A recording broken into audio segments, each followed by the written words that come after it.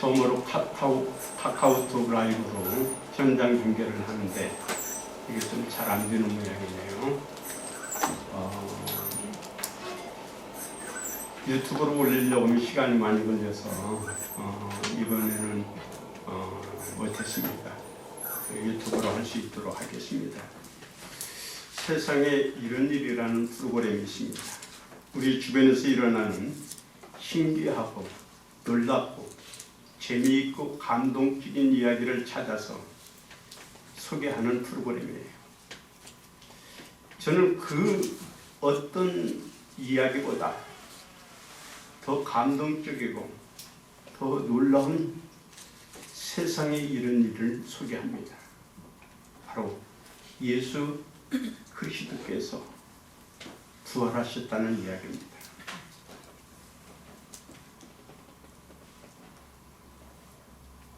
코로나19가 중국에서 시작할 때만 해도 우리는 남의 일로 생각했어요.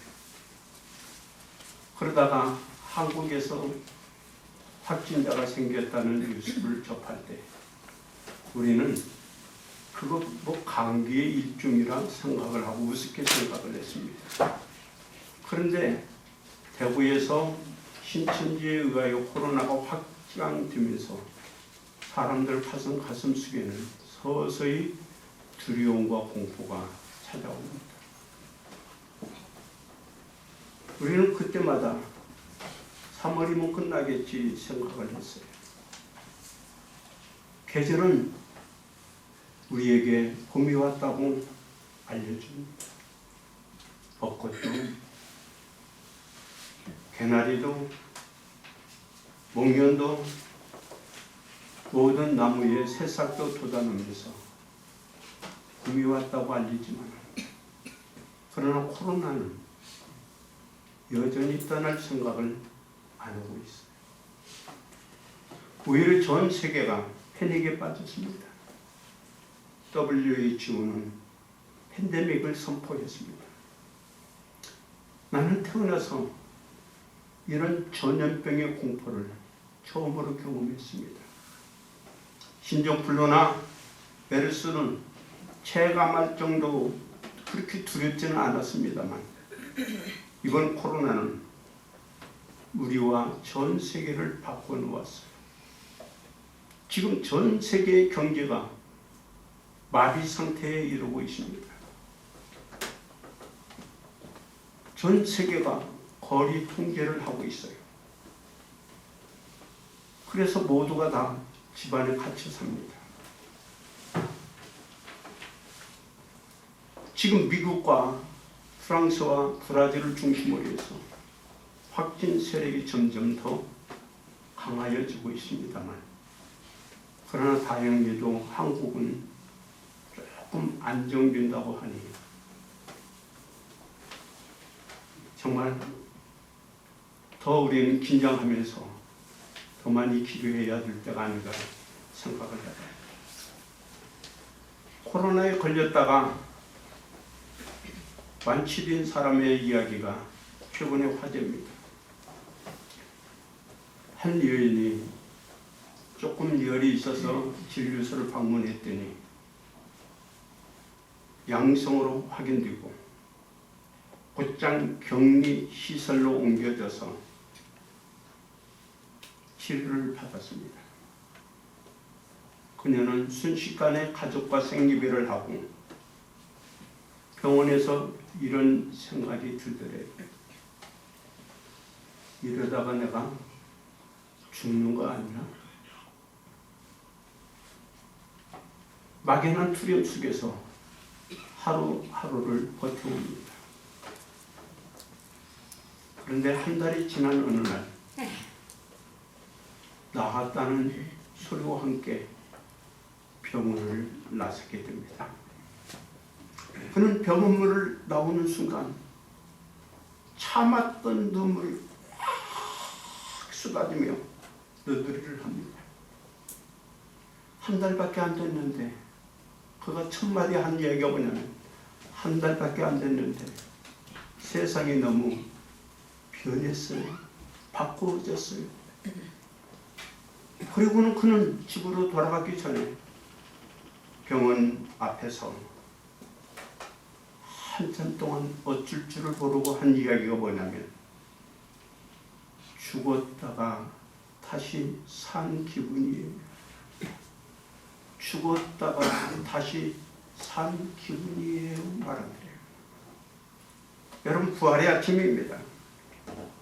오늘 예수 그리스도의 부활을 찬양하며 참석한 여러분들 마음속에도 이 여인이 고백한 것처럼 죽었다가 다시 살았다는 그 기쁨과 그 감격이 여러분에게 있기를 주의 이름으로 축복합니다.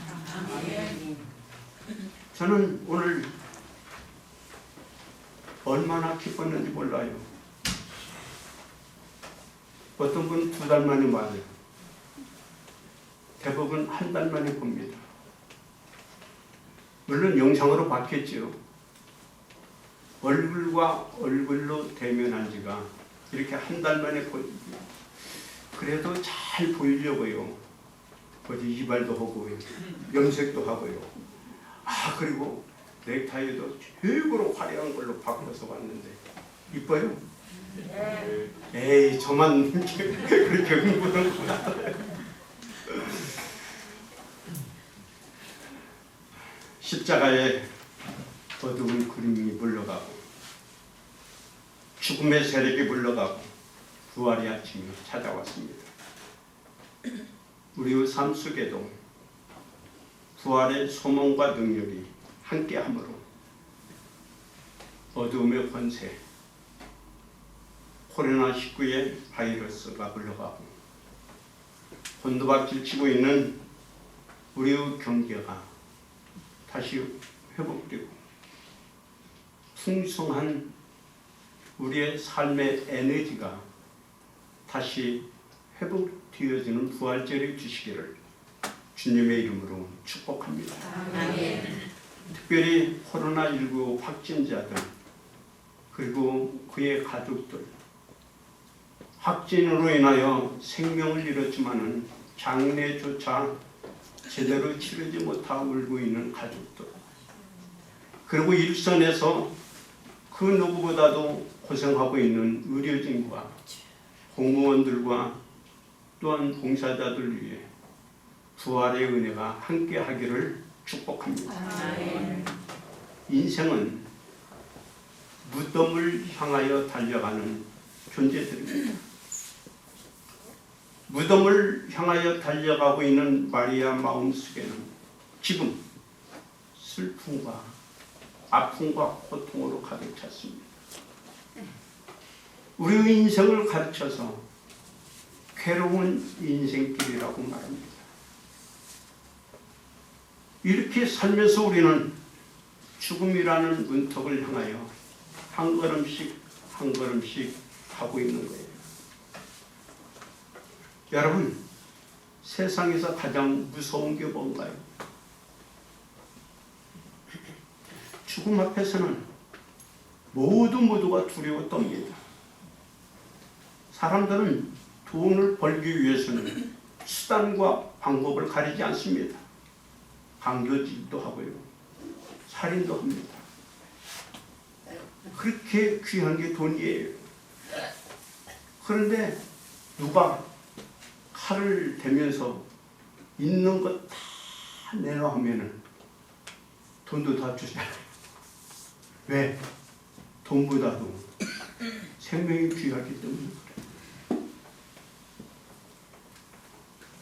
다 가져가도 나만 살려달라고 애걸합니다. 돈, 명예, 권세, 그 별거 아니에요. 이번에 코로나를 보면서 저는 느낀 게 많아요. 전 세계에서 가장 과학과 의학이 발달했던 나라들 지금 뭐하고 있나요? 미국이요? 영국이요? 프랑스요? 이태리요? 그리고 권세를 가지고 대단하게 여겼던 수상들도 코로나 앞에 꼼짝 못해요. 돈 있는 사람도요, 토론 앞에 꼼짝 못합니다. 이거 우리 인생입니다. 우리가 대단한 것 같아도요, 우리는 이렇게 나약한 존재들이에요. 병들고요. 그리고 언젠가는 죽습니다. 여러분, 사람들이 왜 죽을까요? 우리가 제일 무서워하는 게 죽음이라는데, 그런데 왜 죽을까요? 성경은 이렇게 말씀합니다. 창세기 2장 17절에 아담에게 말씀합니다. 아담아, 선악과 나무를 먹으면 정녕 죽을 거야. 설마 죽겠어 하고 먹은 거예요. 그런데 로마서에서는 이렇게 말씀합니다. 죄의 값은 죽음이라다. 결국은 우리가 죄 때문에 죽는 거예요. 죄 때문에 이 가장 무서운 죽음을 맞이하는 겁니다. 여러분, 사람은 가끔 그런 얘기를 해요. 너무 힘들고 어려우면 까짓 죽으면 되지. 여러분, 사람들이 왜 죽으면 되지 하면서도 죽음을 무서워할까요? 성경은 그 비밀을 우리에게 가르쳐주고 있습니다. 히브리서 9장 27절에 보면 사람은 죽습니다. 그런데 그 뒤에는 하나님의 뭐가 있어요? 심판이 되죠. 우리가 무서운 것은 죽은 뒤에 우리가 어떻게 살았느냐 하는 하나님의 심판이 무서운 거예요. 그것이 두려운 겁니다. 그런데 여러분, 요한계시록에 보면은요, 20장 11절에서 15절에 보면 하나님이 마지막 때에 우리를 심판하는 것을 백부자 심판이라고 불렀어요. 그런데 심판을 하시는데 하나님이 두 가지 책을 가지고 심판을 하더래요. 하나는 두껍습니다. 그래서 요한이 자세히 보니까 그 두꺼운 책에는 사람들이 어떻게 살았느냐 하는 행위들이 다 기록이 되어 있대요. 그래서 보통 사람들은 내가 어떻게 살았는가, 그 죄 때문에 심판을 받고 지옥에 가는 거예요. 그래서 무서운 거예요. 여러분, 한번 생각해 보세요. 70년 살았다고 해봅시다. 하루에 여러분 1년에 죄 하나만 지었어도 70번 짓는 거예요. 근데 심판을 할 때는 한 가지 죄만 있어도 온도가 떨어집니다. 그러니 여러분, 행위대로 구원받을 자 과연 누가 있을까요? 그런데 하나님이 요한에게 또 하나의 책을 보여줍니다. 그 책의 표지에는 이렇게 써 있어요. 생명책. 거기에는 예수 그리스도를 믿는 사람들의 이름이 기록이 되어져 있어요. 이 책에 기록된 사람들은 요한복음 5장 24절의 말씀처럼 이미 영생을 얻은 존재들입니다.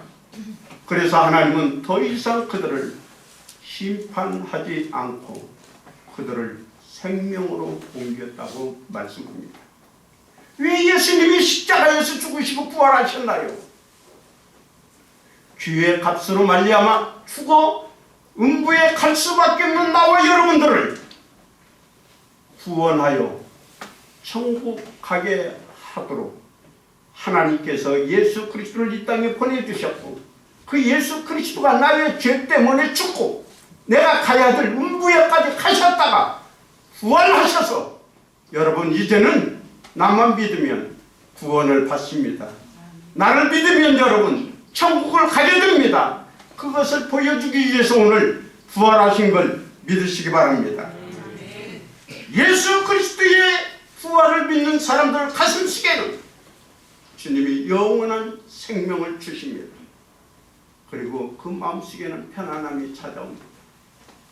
코로나로 인하여 두려운가요?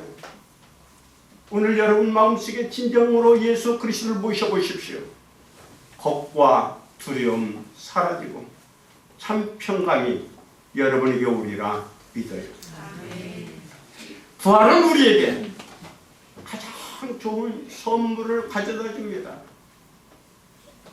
죽음을 통과할 수 있는 영원한 생명을 주시고, 그리고 우리에게 기쁨을 주고요, 우리에게 진정한 행복을 가져다 주는 일이 바로 부활입니다. 무덤 앞에 선 마리아는 두려워 울고 떨고 있습니다. 그에게 천사는 기쁜 소식을 전합니다. 왜 우느냐? 예수는 부활했단다.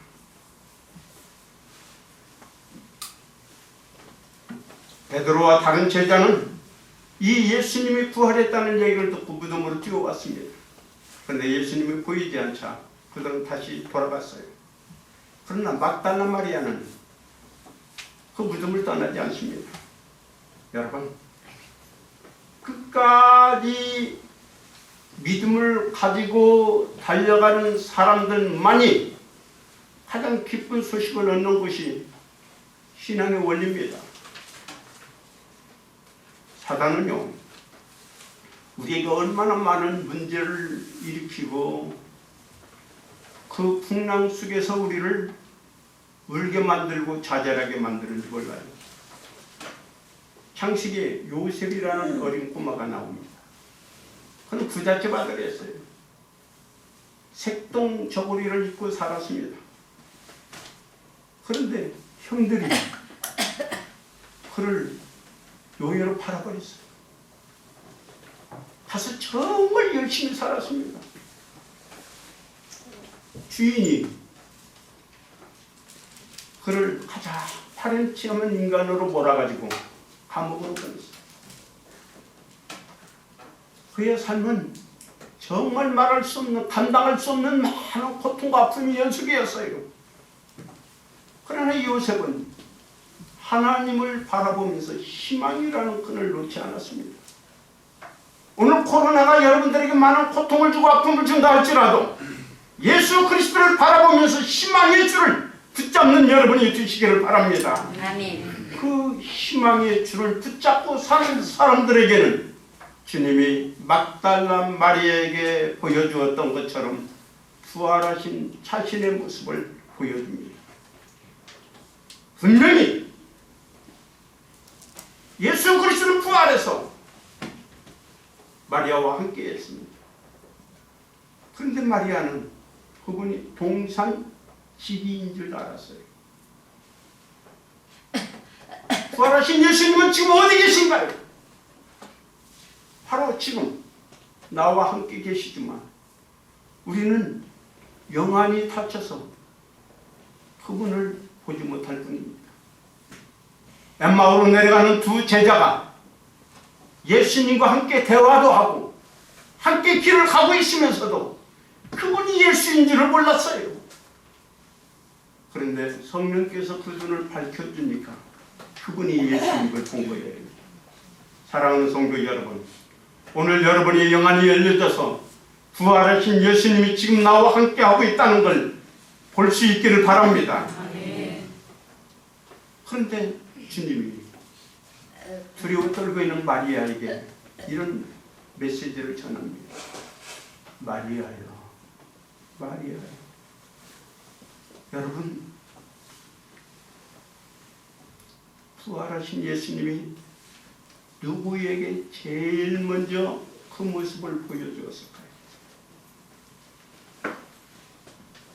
우리의 상식으로는 제자들, 그것도 수제자라고 불리는 베드로에게 제일 먼저 그 부활하신 예수님을 만나야 되지 않겠나요?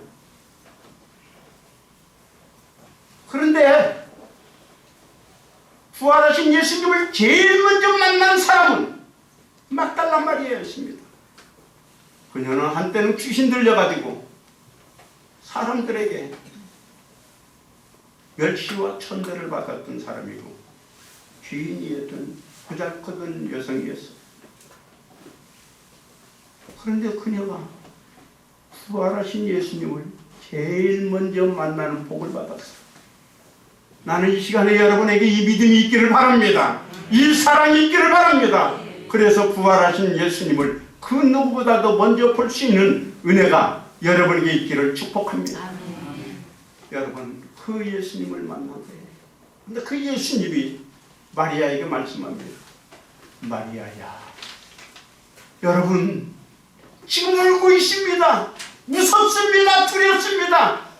떨고 있는 마리아에게 주님이 마리아라고 불렀을 때 그녀의 마음은 어떻을까요?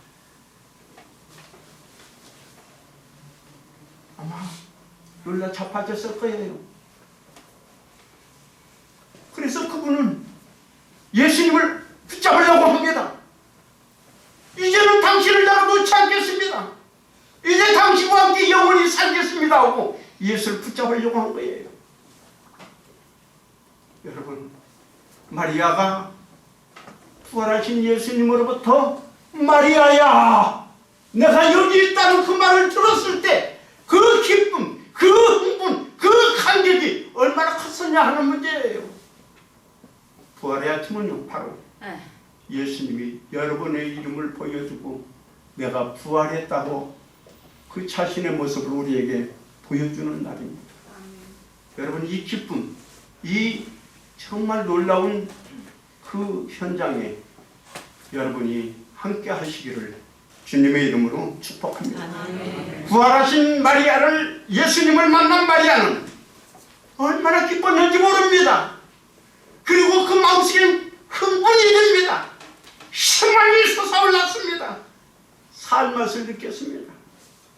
여러분, 오늘 이 시간에 여러분 마음속에도 기쁨이 샘처럼 솟아나고 희망이 샘처럼 솟아나고 의욕이 샘처럼 솟아나고 행복이 샘처럼 솟아나는 이 아침이 되시기를 주님의 이름으로 축복합니다. 아멘. 부활하신 예수님을 만나서 기쁨으로 충만했는데 예수님은 마리아에게 한 가지 말을 합니다. 너는 가서 모든 사람들에게 이르라. 뭘 이루라는 거예요? 하나님이 마리아에게 사명을 준 겁니다. 너는 제자들에게 가서 내가 부활했다는 이 말을 전하라는 거예요. 그래서 마리아는 이 기쁜 소식을 안고 두려워 떨고 있는 제자들에게 가서 전합니다. 여러분, 예수님이 부활하셨어요. 무슨 뚱땡이 같은 소리야. 아니에요, 정말 예수님이 부활했다니까요. 에이, 죽은 사람이 어떻게 살아나? 아이고, 나는 손에 예수님이 손에 못자국 맞고 옆구리 창자국 맞았잖아. 나 그거 보기 전에는 믿을 수 없어. 그러나 마리아는 이 기쁨을 모든 사람들에게 알리고 전하기 시작해요. 그 다음에 집으로 뛰어갔을 거예요. 그리고 마을로 뛰어다닙니다. 여러분, 예수님이 부활했어요. 예수님이 다시 살아났다니까요. 할렐루야. 나 혼자만 기쁜 것 같네. 여러분, 부활하신 예수님을 만난 마리아는 너무 기쁘고 즐겁고 행복했지만, 그러나 제자들과 다른 사람들은 여전히 무덤을 향하여 가는 발걸음이기 때문에 무겁고 힘들었고 절망이었습니다. 주님은 마리아에게 기쁘냐, 즐겁냐, 행복하냐, 그러면 이 복음을 아직도 두려움 속에 떨고 있는 모든 사람들에게 가서 전하라고 말씀하고 있는 거예요. 그 사명을 마리아가 받았습니다. 그리고 그 사명을 사도행전 1장에 보면 12제자에게 줍니다. 그리고 그 사명을 바울에게 줍니다. 그리고 그 사명을 나와 여러분들에게도 주고 있습니다. 나는 부활의 아침 기쁘고 즐겁지만 아직도 우리 주변에는 여전히 기쁨을 누리지 못하고 우울하고 두렵고 슬픔의 길을 가고 있는 사람들에게 이 기쁜 소식을 전하라고 주님은 오늘 여러분에게 말씀하고 계십니다. 저는 이제 말씀을 닫겠습니다. 나는 우리 영광의 성도들이 막달라 마리아가 예수님을 사랑했던 그 사랑이 만분의 1이라도 있었으면 좋겠어요. 그리고 이 부활의 아침에 주님을 만난 그 기쁨이 여러분에게도 만분의 1이라도 있었으면 좋겠다 생각이 듭니다. 오늘 주님을 만나고 우울한 마음들, 두려운 마음들, 절망적인 모든 앞길이 희망으로 바꿔지는 부활의 아침이 되어주시고 이 부활의 은총이 코로나19로 인하여 우울한 모든 민족들, 사람들에게 임하기를 주님의 이름으로 축복합니다.